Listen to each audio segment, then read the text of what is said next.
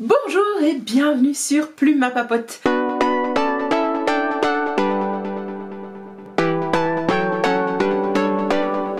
J'espère que la luminosité va tenir. Je profite de ce 11 décembre et d'un tout petit rayon de soleil pour vous filmer cette vidéo à la lumière naturelle. C'était pas une réussite pour la vidéo précédente.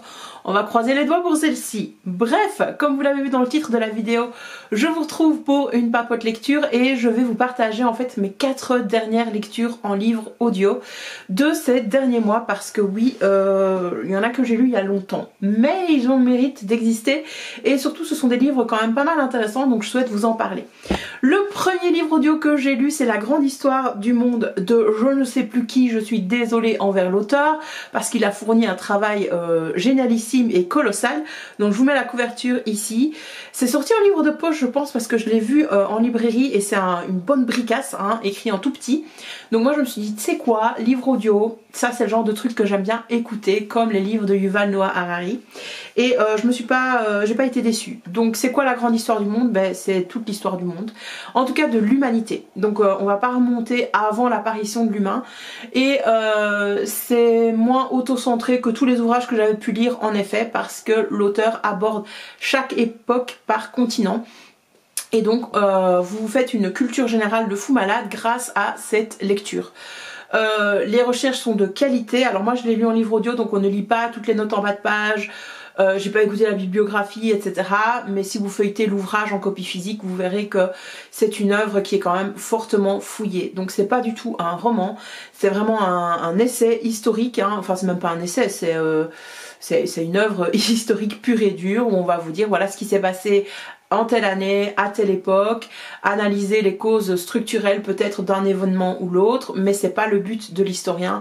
Le but c'est vraiment d'aller vous montrer que toute l'histoire de l'humanité est riche et pas seulement l'histoire européenne, parce que peut-être que comme moi, si vous avez été éduqué en tant que personne blanche dans un système d'enseignement prévu pour les personnes blanches, eh bien on vous parle en long et en large de la grande histoire européenne, mais ce qui s'est passé à l'autre bout du monde dans la culture chinoise par exemple, eh bien ça on passe un petit peu sous la trappe, mis à part pour vous dire qu'ils ont inventé le papier et la boussole. Bref, voilà, alors qu'il y avait tellement d'autres choses à dire. Alors on est bien d'accord que c'est pas la faute des enseignants, ils ont un programme à respecter. Ils ont peut-être que 2 heures voire 3 heures de cours avec leurs élèves, donc on sait pas non plus faire des miracles. D'où l'intérêt de bouquins pareils et d'aller chercher aussi un petit peu soi-même les informations pour mieux comprendre le monde, mieux comprendre les enjeux historiques mais aussi culturels pourquoi pas, et également les enjeux politiques actuels de pourquoi on en est là finalement dans une situation pas toujours très inspirante ou très... Vous voyez, vous dites, ça va être le bazar. Hein. Donc bref, moi j'ai adoré cette lecture parce que j'adore l'histoire et c'était très chouette.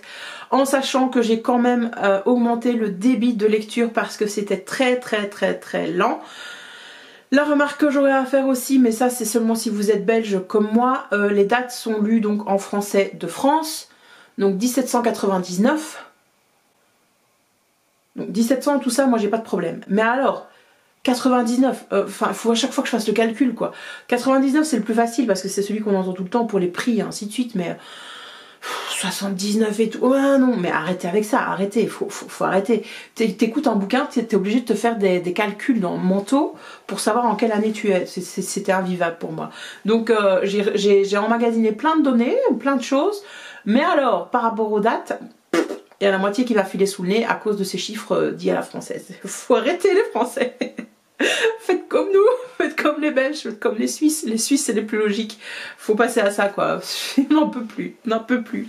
Mais bref, mis à part ça, je vous recommande fortement cette lecture qui va vous durer quelques heures. Hein. Moi, désolée, j'ai un cheveu.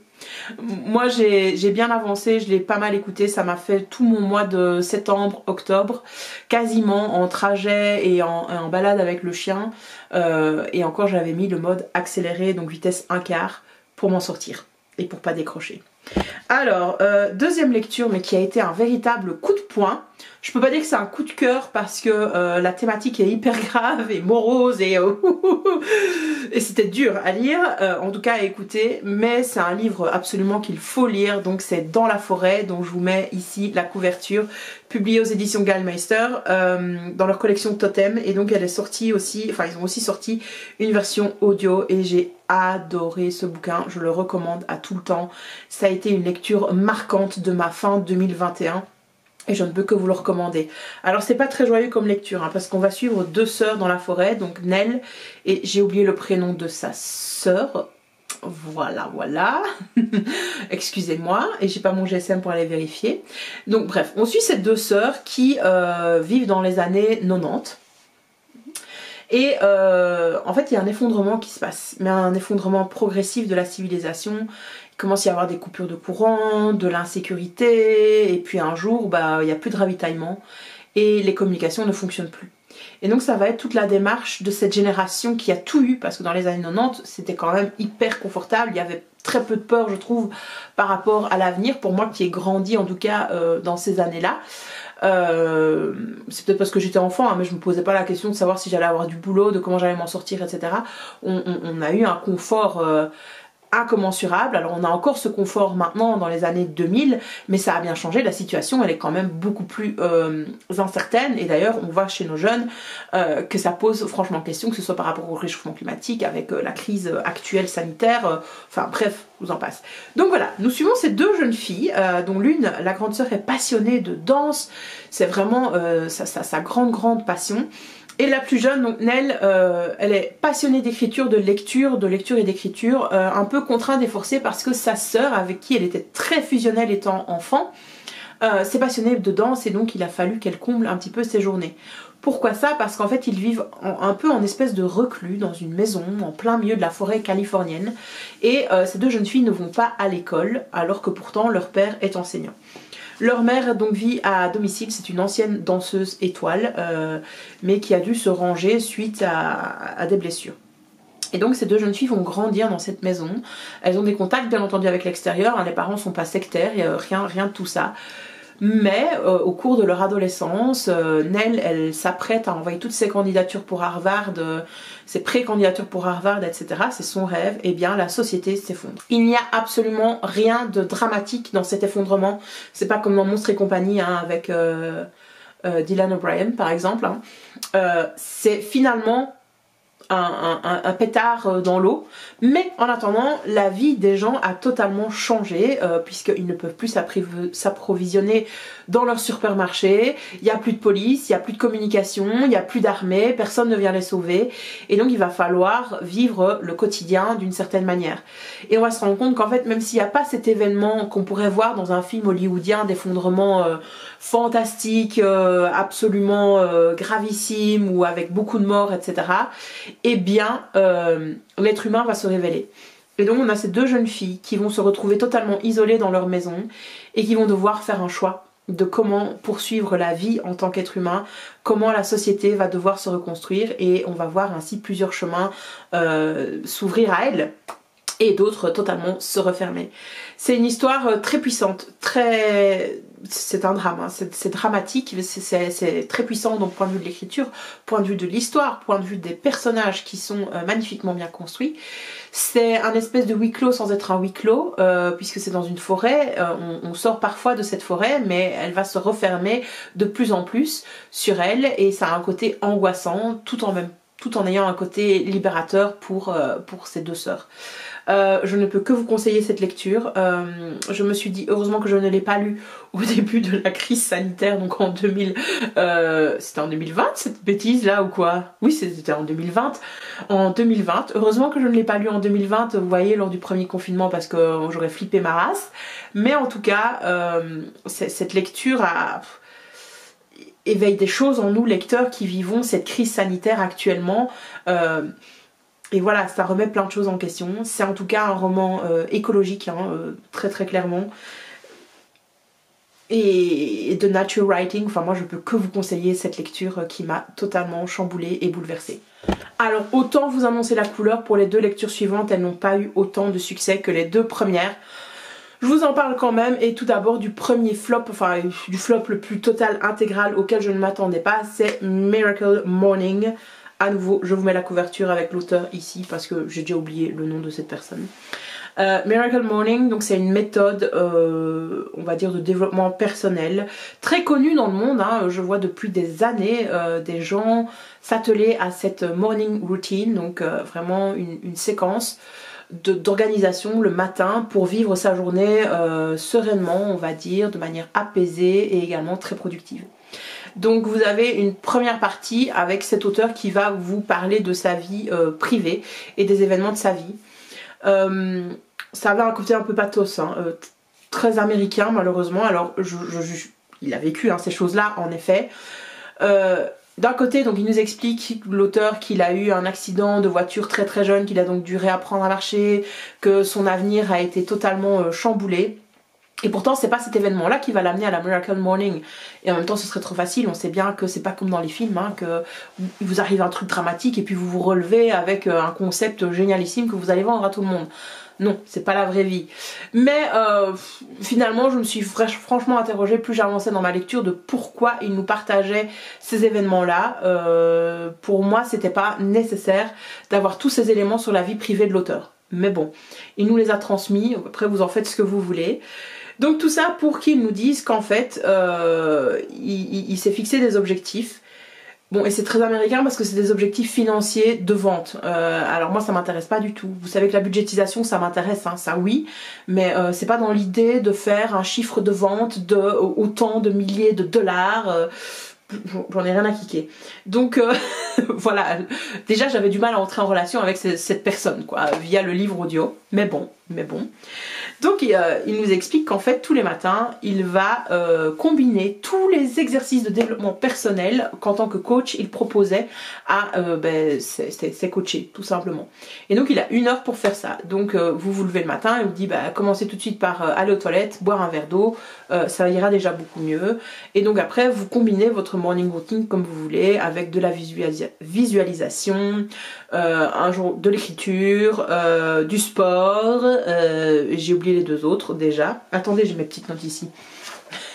J'avais quand même pris des petites notes disant on ne sait jamais, mais finalement je ne le ferai pas. Hein. Voilà. Ah oui, donc on commence par le silence, donc de la méditation par exemple, ça pourrait être ça. Affirmation, visualisation, des exercices donc de sport, hein, la lecture et scribble, je sais plus ce que c'est. Ah oui, si c'est tout ce qui est de l'écriture en fait. Voilà, donc ça c'est Savers, c'est donc tous les initiales, silence, affirmations, visualization, exercise, reading et scribble. Donc en gros les gars, hein, ce que je viens de vous dire là suffit, vous n'avez pas besoin de lire le bouquin. Voilà, je vous ai donné la méthode du Miracle Morning. Voilà, moi j'ai trouvé en fait que les posts Pinterest me suffisaient et que j'aurais dû m'épargner cette lecture. Voilà, ça l'a vraiment pas fait pour moi pour les raisons que j'ai citées avant. Et le gros souci du développement personnel, je trouve en ce moment, des lectures que j'ai pu faire ces derniers temps, c'est que rien n'est prouvé scientifiquement, ça se raccroche à rien. Ça se raccroche à des perceptions que la personne a. Alors je suis en effet totalement certaine que si tu te lèves 1 heure plus tôt, que tu fais de l'exercice, de la visualisation et plein d'autres choses, etc., tu vas passer une bonne journée. Bien entendu, ça ne pourrait pas en être autrement. Mais ça se raccroche à quoi? Enfin, il y a des explications à ça. Et moi, j'aimerais bien avoir ces preuves scientifiques. Pas pour avoir des preuves scientifiques, pas pour se faire mousser, etc. Mais pour mieux comprendre justement notre cerveau. Les neurosciences existent, c'est pas pour les chèvres, quoi. Donc voilà, moi j'ai eu beaucoup de mal avec cette lecture qui n'est sourcée sur rien du tout, mis à part le ressenti d'une personne et de ses coachés, parce qu'on y va, on te tartine les expériences des coachés qui ont adoré ça, et ainsi de suite, et ainsi de suite, et ainsi de suite. Moi ça ne m'a pas convaincu de me lever 1 heure plus tôt, je me lève déjà très tôt, le réveil sonne très tôt pour que je puisse m'organiser, vivre sereinement mon matin et promener mon chien. Ça c'est une condition sine qua non, et voilà, je me suis dit finalement ce qu'il propose je le fais déjà, mais inconsciemment. Est-ce que ça va changer énormément ma vie de le faire consciemment? Pas sûr, surtout que je n'ai aucune preuve finalement scientifique autres que des expériences de la part de Pierre-Jacques Paul, mais bon, Pierre-Jacques Paul peuvent dire n'importe quoi, hein, j'en sais rien, je les connais pas. Donc voilà, Miracle Morning, ouais, si vous voulez une petite lecture, voilà, pourquoi pas, pourquoi pas. Et enfin, la dernière lecture dont je vous fais part, c'est devenir rentier immobilier. Donc je vous mets la couverture ici, que j'ai reçue via NetGalley France. Donc c'est une espèce de service presse si vous voulez. Maintenant tout ce qu'ils me demandent c'est de lire le bouquin et de donner un avis sur leur site, chose que je vais aller faire d'ailleurs après cette vidéo. Donc c'est un livre à la croisée des chemins, un livre audio à la croisée des chemins. C'est à la fois un livre autobiographique de l'auteur, à la fois un livre de développement personnel et à la fois une petite espèce d'encyclopédie sur le monde de la finance, des taxes, etc., etc. Et donc le but du jeu en fait c'est que l'auteur essaye de vous convaincre que devenir rentier immobilier c'est le meilleur investissement de votre vie que vous puissiez faire. Il y a toute cette partie donc autobiographique où il nous explique d'où il vient, comment il a grandi, quelles ont été les valeurs dans lesquelles il a été élevé, quel a été son parcours, etc. Moi j'ai trouvé cette partie quand même assez moralisante dans le sens où c'est quelqu'un qui dit qu'en fait tu dois te lever et te bouger quoi. Et donc il ne met jamais de bémol à ça, jamais de conditions. Donc on n'envisage pas par exemple ce que ça pourrait être pour quelqu'un qui, je sais pas moi, est porteur d'handicap, visible ou invisible. Et donc voilà, c'était un discours un petit peu sans nuance et moi c'est un peu ça, cette partie autobiographique qui m'a gênée. Il nous explique qu'adolescent par exemple il était bouboule et que donc c'est à force de détermination qu'il a perdu du poids parce qu'il a fait beaucoup de sport, etc. Moi si je l'avais là en face de moi je dirais mais mec j'ai fait ça toute ma vie et j'ai pas arrivé, donc c'est très bien, ça a fonctionné pour toi, tant mieux, prends-le. Mais moi j'aurais beau faire du sport, enfin si, il faut me mettre en congé quoi, il faut que je fasse 2 heures de sport tous les jours. Écoute, avec la vie que je mène c'est l'impossible, en tout cas sans sacrifice trop ultime, à savoir avoir une maison rangée, voir des gens, etc. Donc voilà, tout est question d'équilibre.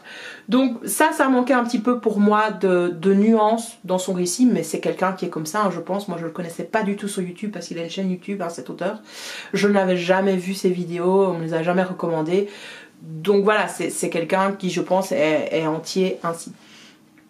Par rapport à la partie finance, donc comment ça fonctionne l'achat d'une maison, comment ça fonctionne le revenu, comment est-ce qu'on peut calculer le taux d'investissement, le taux de retour, je sais plus parler, pardon, combien va vous rapporter un achat immobilier, quoi, hein, tout simplement. Tout ça, oui, c'était assez intéressant. Maintenant, étant belge, vivant en Belgique, il y a plein de choses dans ce livre qui ne sont pas correctes pour moi parce que ça se passe pas comme ça en Belgique quoi. Il a un peu tendance aussi à dire que ça va bien se passer, vas-y souffle un bon coup une fois que tu as fait tous tes trucs, etc. Alors je ne sais pas si en France c'est un monde totalement différent de la Belgique, mais pour la Belgique l'achat d'une maison c'est pas une sinécure. Franchement c'est pas quelque chose de simple, aussi simple que ce qu'il fait paraître dans le livre. Donc attention si vous n'êtes pas en France. Voilà, et moi je connais pas le marché immobilier français, donc je peux pas m'avancer là-dessus, mais voilà. Donc, et autre petit bémol, si vous ne vivez pas en France, ce livre va avoir du mal à s'appliquer pour vous par rapport aux définitions qu'il peut donner de la taxation, comment ça se passe donc quand on est rentier français. Donc ça, il va falloir adapter bien entendu à sa propre situation et à son propre pays. Et puis donc il y a toute cette partie développement personnel sur la fin pour un petit peu en fait s'attaquer à l'image qu'on donne de soi, pour convaincre les gens d'investir avec soi, convaincre le banquier de nous donner un prêt, convaincre comment on dit ça, la personne qui fait visiter les maisons. Il n'y a plus de vocabulaire chez cette fille, elle ne sait plus parler. C'est immobilier, c'est quoi? Enfin bref, quand vous visitez une maison pour convaincre le vendeur de vous la vendre et ainsi de suite et ainsi de suite. À nouveau, c'est une partie, je dirais pas superficielle, mais quand même un peu, et qui ne se rattache à rien. Il n'y a pas de source non plus là-dessus. D'études, alors que en fait il y a des... Enfin moi j'ai fait un master en sciences de l'éducation, on a étudié la communication et il y a plein de théories qui existent hein, pour montrer pourquoi une communication est plus performante chez l'un que chez l'autre, etc. Et donc moi je trouve ça dommage que ces entrepreneurs, comme dans Miracle Morning, hein, vous vous balance des vérités sans les relier à quelque chose de concret, à une théorie qui est là et est prouvée. Donc voilà, moi j'ai eu un petit peu de mal par rapport à ça. C'est des outils qui sont présentés, qui sont en fait des choses que la personne a expérimentées, qui ont fonctionné pour cette personne, et tant mieux. Maintenant moi je reste un petit peu sur ma faim et je remets ça en question, je dis est-ce que ça peut marcher pour tout le monde, est-ce que ça peut fonctionner pour tout le monde? Ça c'est pas sûr, point de vue du développement personnel, hein. C'est de ça dont je parle. En tout cas, j'ai lu le bouquin, c'est pas pour ça que, à mon avis, je vais devenir rentière immobilière, mais ça a soulevé des questions chez moi de, oui, une fois que j'ai accumulé une petite somme, qu'est-ce que j'en fais pour que cette épargne me rapporte quelque chose plutôt qu'elle ne me coûte, hein, puisque on sait tous que les comptes épargne actuellement vous coûtent plus et ne vous rapportent absolument rien, donc c'est à perte hein, que vous emmagasinez de l'argent sur votre compte épargne. Donc ça, c'est des questions qui ont été assez intéressantes. Autre petite chose, le livre audio est lu par l'auteur, donc ça peut être quelque chose de chouette. Alors, dernier petit bémol que j'ai eu avec cette lecture, c'est que comme je l'ai lu en livre audio, c'est très difficile de prendre des notes, forcément on est en voiture, si vous êtes dans le train ça va être, ou dans un tram, dans le métro ça va être beaucoup plus facile de sortir quelque chose et de noter, ou de prendre son téléphone et de mettre un signet. Là en voiture c'est tout simplement pas possible, le GSM était dans mon sac, je vais pas aller le manipuler alors que je suis en train de conduire, donc prendre des notes pour cette lecture là ça a été un petit peu compliqué, et peut-être qu'un petit carnet de visualisation aurait été approprié en plus du livre audio, en plus du support audio, à voir. Donc voilà. Écoutez, j'en ai fini de vous présenter mes dernières lectures audio. On se retrouvera très vite pour parler des suivantes sur Plume à Papote. Je vous remercie d'être toujours plus nombreux à vous abonner à la chaîne, à liker les vidéos. D'ailleurs, n'hésitez pas à aller liker cette vidéo si elle vous a plu. N'hésitez pas à vous abonner et à activer les notifications pour savoir quand je sors une vidéo. Moi, je vous dis à la prochaine sur la chaîne et à bientôt. Bye bye!